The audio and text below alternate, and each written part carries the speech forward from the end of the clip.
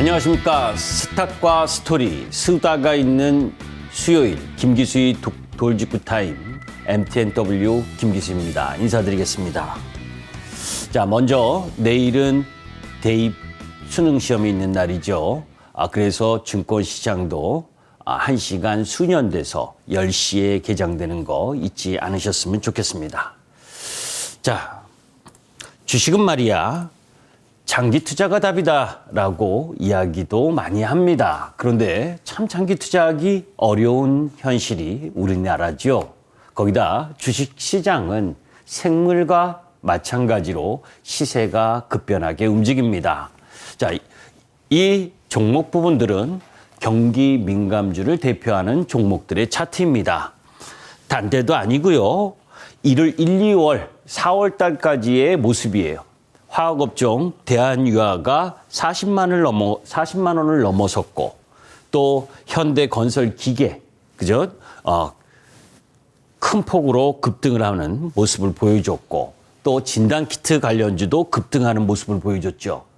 자, 이렇게 급등하던 종목 부분들이 똑같은 시세입니다. 그죠? 그 이후에 3월부터 대한유화, 화학업종, 롯데케미칼부터 시작을 해서 계속해서 하락하고 오늘도 약세를 보였죠. 그 이후에 현대건설 기계도 마찬가지, 시젠도 마찬가지입니다.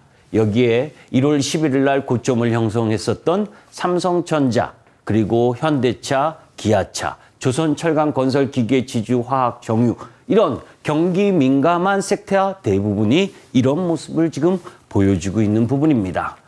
코스피는 어제 기준으로는 4.3% 올해 2021년 상승하고 있고, 코스닥도 6.9% 상승하고 있는데, 그죠? 시장은 상승 중인데도 불구하고 섹터의 종목 부분들은 이렇게 급격한 하락을 맞은 섹터 종목들이 많다는 겁니다.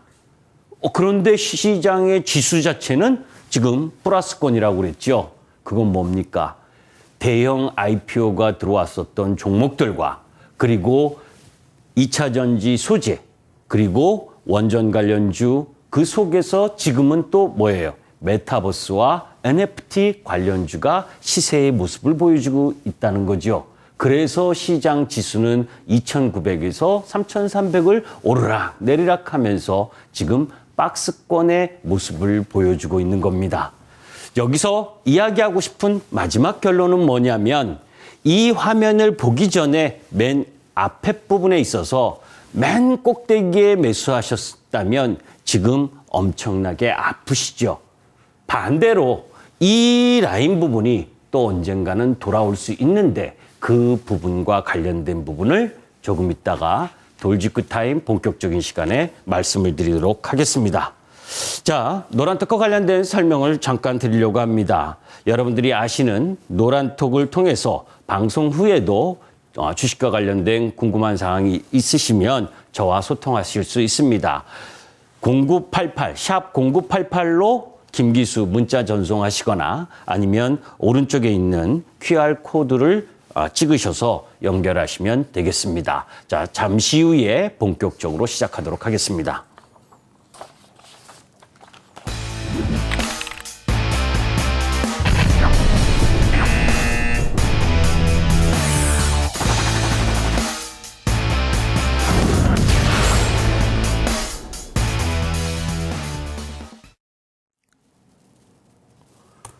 자, 어제 미중 정상회담이 194분 동안 정상회담했다는 거 여러분들 알고 계실 겁니다. 자, 거기에 주요 발언 내용들도 여러분들이 알고 계실 거예요. 뭐 큰 거 기대했나요? 큰 거 기대한 거 없습니다. 좀 맨날 싸우는 거 좀만 멈춰달라. 그죠? 더 싸우지만 말아달라. 뭐 더 싸우지는 않겠다라는 모습을 일정 정도 보였죠. 눈으로 읽으시기 바랍니다. 뒤에 내용이 많기 때문에 다 설명을 드릴 수는 없고. 그런데 여기서 중요한 부분을 찾는 부분은, 두 관계가 미중 바이든의 입장이나 시진핑의 입장이나 더 싸우기는 어려운 입장이라는 거죠. 왜냐? 중국은 뭐예요? 전에 끝나고 나서 내년에 베이징 동계올림픽하고 항저우 아시안게임이 있습니다. 그리고 미국은 바이든 중간 선거가 있죠. 그죠? 그런 정치적 이해관계가 있기 때문에 여기에서 더 싸우다간 둘 다 그죠? 서방 국가가 이 올림픽이나 이런 부분에 참여하지 보이콧을 하겠다라고 할 수도 있기 때문에 그것도 부담이고, 반대로 지금 지지율이 계속해서 내려가고 있는 바이든 정부가 중간 선거를 앞두고 계속해서 방치했다가는 선거에서 지게 되면 그죠? 법안 통과가 쉽지가 않은 부분이잖아요. 그래서 이런 부분들 때문에 중요하고, 또 하나는 지금 미국의 인플레이션이라고 하는 부분, 결국 중국의 공급자 물가 지수가 올라가면서 소비자 물가 지수, 미국의 소비자 물가 지수까지 영향을 주는 거거든요. 이런 부분들을 다 감안한다면 조금씩 관계 개선을 할 가능성이 더 높은 쪽으로 바라볼 필요가 있다. 그런 가운데에서 미국이 중국에게 먼저 해줄 수 있는 건 결국 중국에 대한 고율 관세를 철폐할 수 있느냐 하는 부분. 이 부분으로까지 간다면 시장에 있어서 조금 전에 이야기했었던 이 경기 민감 섹터라고 하는 조선철강건설 기계지주 화학 섹터의 반등 흐름을 기대할 수 있겠죠. 그것이 없다면 난망합니다.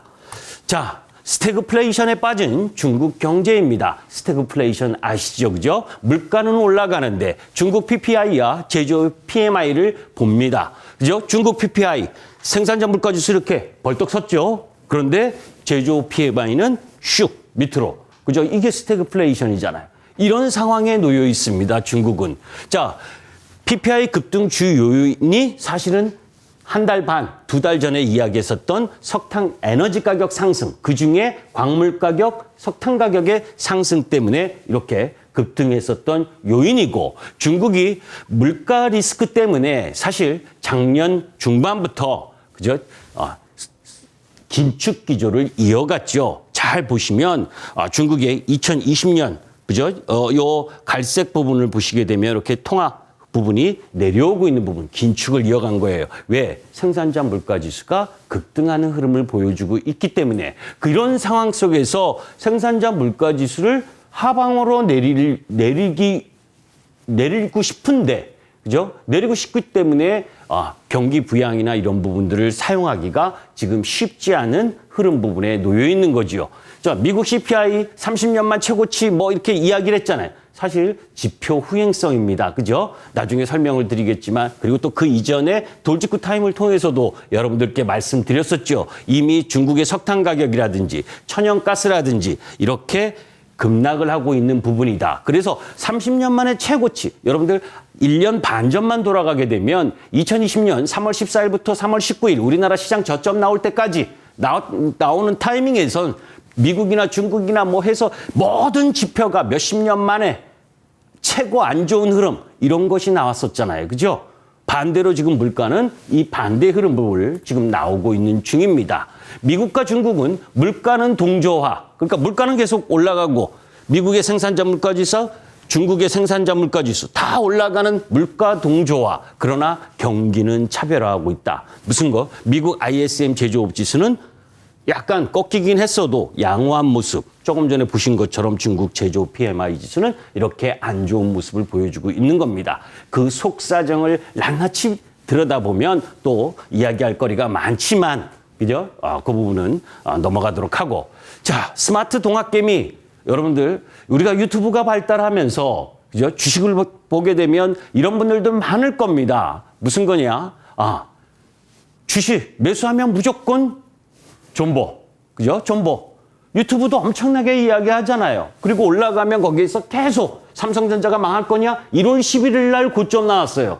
그때 비중을 좀 축소하라면 난리가 났죠. 왜? 포모 현상이 지배하면서 매도를 하라면 이상한 사람 취급받던 흐름인데, 그런 상황 속에서도 그냥 유튜브 쪽, 저도 유튜브를 하고 있지만, 그죠? 아무 근거 없이 그냥 계속 올라가면 계속 그런데 지금은 줄기차게 내려오고 있죠. 자, 지금 종합주가지수 보게 되면 사실 동학혁명이니 말이 동학혁명이지 개인 투자가는 개인 투자가일 뿐입니다. 솔직히 말씀드리면. 그죠?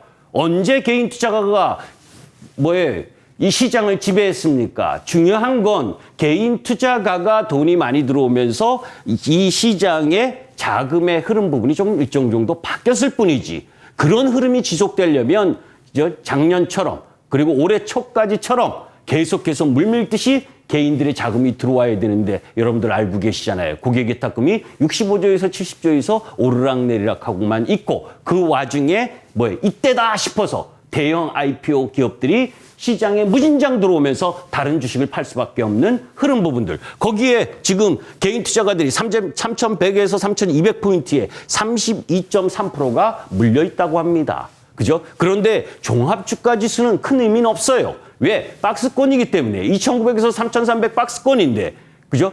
아까 보셨지만 경기 민감 섹터라고 하는 섹터 부분은 고점에서 거의 30%에서 반토막 난 종목 섹터까지 무진장 많습니다. 그 공백을 뭐가 채웠나요? 성장주가 채웠죠. 매번 여러분들에게 방송을 하면서 경기가 좋아지면 좋아지는 섹터를 공략하지 마시고 시장의 변화에 따라서 항상 성장의 흐름 부분으로 탈바꿈해야 된다. 그게 말처럼 쉽지는 않습니다. 저도 쉽지 않아요. 그죠? 여러분들에게 한 달 딱 전 10월 13일 날, 그죠? 이 메타버스 ETF 자금이 몰린다라고 얘기했었던 거 기억하시죠? 그걸 기억하셨을 때 그때부터라도 메타버스 관련주들의 관심을 갖고 움직였다면 시장에 소외받지는 않죠. 자, 지금 시장에서 우리 시장은 적립식 펀드 열풍 때문에 2007년 한번 급등하고 그리고 자문형 랩어카운트 그리고 한국형 사모펀드 거액자산 운영 그리고 지금 시장에서 개인들이 주도하는 부분에 있어서는 유튜브 쪽에서 그죠? 시장에 있어서 개인 투자가를 힘들게 하는 부분들이 참 많습니다. 이런 부분들을 걸러낼 필요가 있다. 자, 왜 오늘 우리 시장이 이렇게 떨어졌느냐? 단도직입적으로 저는 두 가지를 봅니다. 무슨 얘기냐면, 자, 미국 시장이 어제 떨어졌습니까? 아니지요. 오늘 아시아 시장 어땠습니까? 대만 괜찮았지요. 그리고 니케이 0.4% 정도의 약세를 보였지만 우리 시장하고 같이 놀던 홍콩이나 심천, 상해, 종화 다 양호했어요. 그런데도 우리 시장 왜 떨어졌느냐? 이 보고서가 나왔었던 거죠. 우리나라 2021년 3분기 실적 시즌 리뷰 부분에 있어서 1, 4분기, 2, 4분기 때는 실적에 대한 예상 전망치가 서프라이즈했습니다. 전부 다 달성하고도 남았어요. 100%가 넘었습니다. 그런데 3분기는 달성률이 95%밖에 안 돼요. 그리고 서프라이즈 비율 자체도 46%밖에 안 됩니다. 그래프가 보여주죠. 거기다가 우리나라는 항상 어떻다? 4, 4분기에 난데없는 비용, 난데없는 상여 하면서 기업들이 영업이익이 잘 나온 적이 없었습니다. 그런 우려까지가 일정 정도 작용한 부분. 거기에 2022년 전망치에 대해서 이미 델타 변이가 확산됐었던, 기억하시죠? 우리나라 7월 12일 이때부터 델타 변이가 확산됐고 동남아가 확산됐고 그런 와중에 이미 3분기부터 경기가 하향될 수 있고 내년도에는 더 안 좋을 수 있다라고 하는 부분, 이런 부분들 때문에 3분기 실적 이게 피크아웃 될 가능성이 높다. 어떤 섹터가? 경기 민감 섹터가.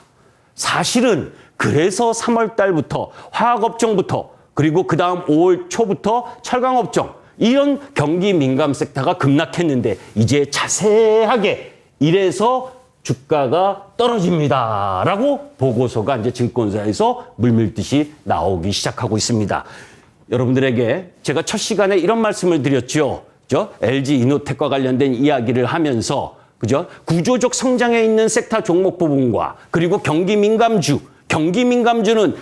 경기가 좋다고 그럴 때는 절대 접근하면 안 된다. 경기 민감 섹터는 역발상 전략으로만 접근해야 된다. 이렇게 경기가 안 좋다라고 할 때가 이제 조금씩 매수를 해야 되는 지점 부분에 와 있는 겁니다. 그 부분과 관련된 부분 조금 이따 말씀드리고 그런 가운데에서 한국의 순위 자, 주가 떨어질 때마다 이야기하는 거 저도 미안합니다. 그죠? 그런데 항상 주가 떨어지면 퍼가 괜찮아요 라고 이야기를 하죠. 우리나라 퍼 비싼 거 아닙니다. 사실 1월 11일 날 3266포인트 삼성전자, LG와 현대차가 물밀듯이 올라가면서 고점 만들었을 때 그때가 14.6배입니다.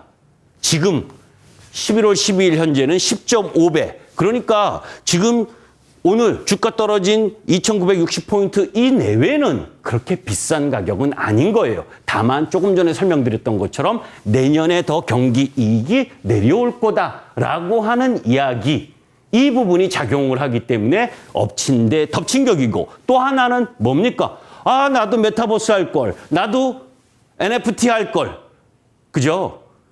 과한 쏠림, 그걸 이제서야 그쪽에 바라보려고 하는 흐름 부분들이 진행되고 있는 부분도 나왔다. 시세가 업종 섹터별로 너무 세게 확산을 하게 되면 그 다음엔 먹을 게 없습니다. 주식시장은 처음 이야기가 나왔을 때 그 주식을 매매할 것이냐 말 것이냐라고 해야지, 끝에 가서 조금 더 먹겠다고 들어갔다가는 잘못하면 무진장 공부하셔야 됩니다.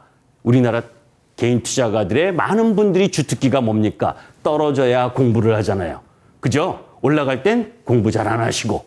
자, 공급망의 탈세계와 지난주에도 이 미국 공급망 그리고 중국 공급망 이와 관련된 부분을 이야기를 했었죠. 리쇼링과 리로케이션은 작년부터 제가 계속 여러분들께 말씀드렸었던 내용이에요. 그게 뭐냐? 공급망의 변화다.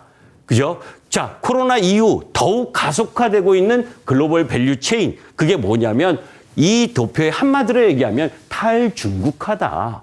그죠? 탈중국화. 이 부분이 진행되고 있다. 그래서 미국의 리쇼링 지수 이렇게 쫙 코로나 이후 급등하고 있죠. 일본도, EU도, 서방 국가들은 다 리쇼링에 집중하고 있는 상황이다. 공급망의 변화를 가져오고 있다라고 하는 부분이죠. 자, 여기에서 조금 오늘 빠르게 진행합니다. 하고 싶은 얘기가 많아서. 자, 이것도 제가 여러분들에게 한 달 반 전부터 이 빨간색이 지금 시장의 주 흐름이다. 그죠? 메타버스, K-팝, K-콘텐츠 드라마, 게임, 그리고 에너지에선 원자력 발전. 이 섹터가 주 흐름을 보이고 있다. 이렇게 가고 있잖아요, 지금. 그죠? 그런데 저는 오늘 이렇게 생각합니다. 아, 오늘 시세 확산이 너무 심하다. 그죠? 어제부터 너무 심한 흐름으로 진행되고 있는 상황이고, 이제부터 개인 투자가들이 잘못 들어가시면 기간 조정 걸릴 가능성이 있다라는 부분입니다. 아까 경기 모멘텀 둔화 이런 부분과 관련된 부분은 계속해서 말씀드렸는데, 그죠? 경기 둔화의 가장 근본적인 원인은 중국이 긴축을 하면서, 긴축의 이유는 물가 상승이었고, 그런 가운데에서 유동성과 산업 규제 이런 부분들이 원자재 가격 상승과 함께 부담으로 가오는 흐름, 이런 부분들 속에서, 그죠? 결국은 성장 모멘텀에 대한 희소성이 부각되는 흐름이 지금 진행되고 있다라고 보시면 됩니다. 자, 조금 하나가 빠졌는데, 무슨 거라냐면, 여기에, 지금 NFT, 메타버스 관련주들의 시세 움직임 보셨죠? 그죠? 게임 관련주 중에 대표 유메이드. 아직 추세 깨진 건 없습니다. 거기에 코덱스 K 메타버스 액티브 ETF가, 그죠? 10월 13일 날 상장하자마자 급등하면서 오늘도 3% 넘게 또 상승을 했죠? 그죠? 거기에 플랫폼 관련주. 그게 뭐예요? 비제조업 관련주들의 상승.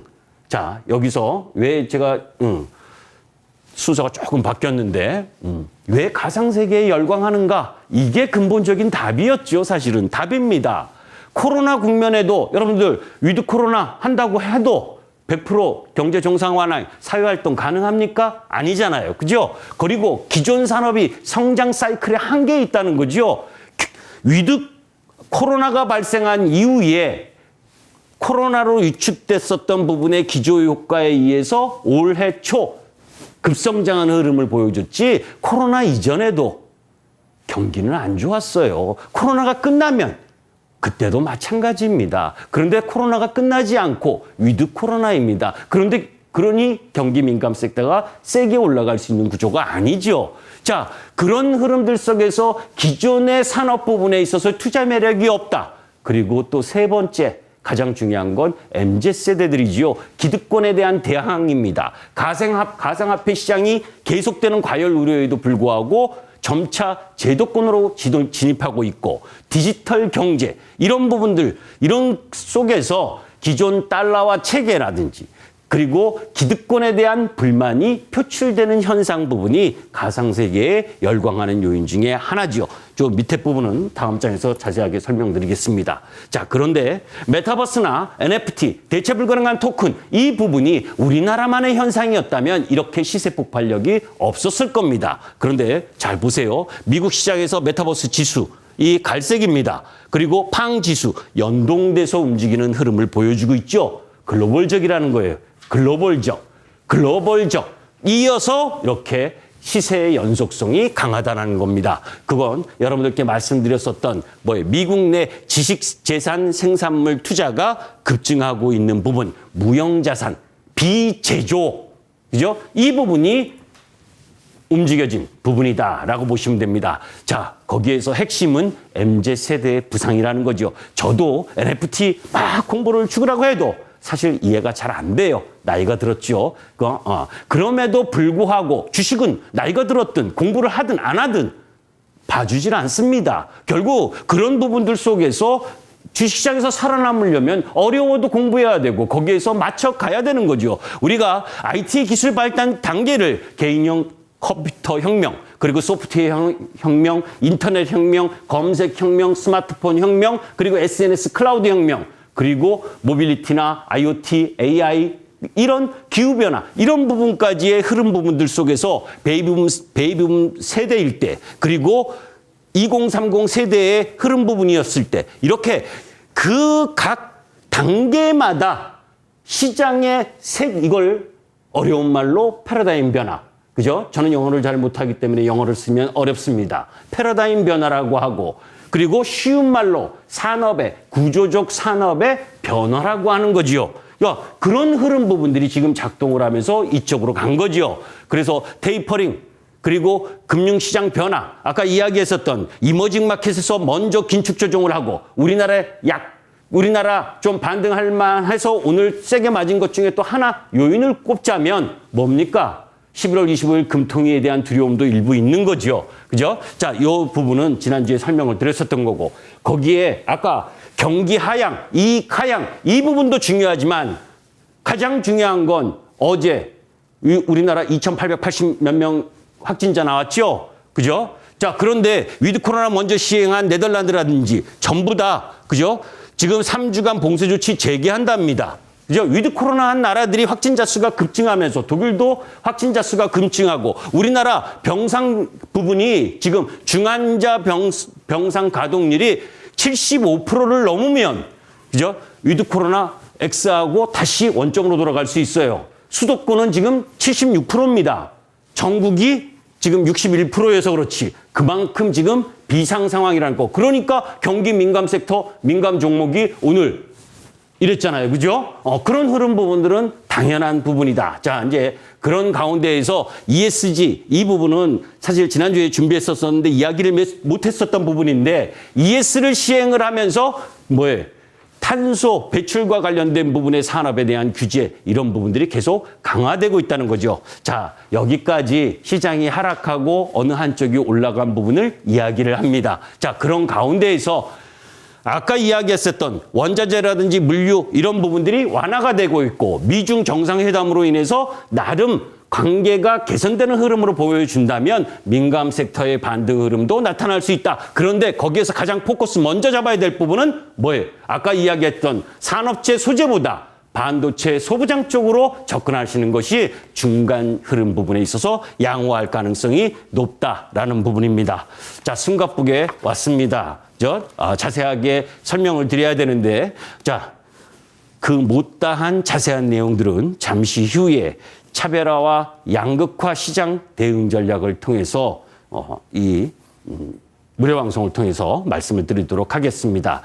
MTN 밴드 홈페이지 화면에, 그죠? 저를 클릭하시면 6시 10분부터 무료 방송을 같이 볼 수가 있습니다. 자, 포털창 MTN 밴드입니다. 여러분들, 어려운 장이고 매주 수요일마다 지금 시장이 약세를 보인 게 거의 2달 가까이입니다. 그러나 이 수요일 이후에 또 다른 빠른 날이 옳다라고 보시면 됩니다. 감사합니다.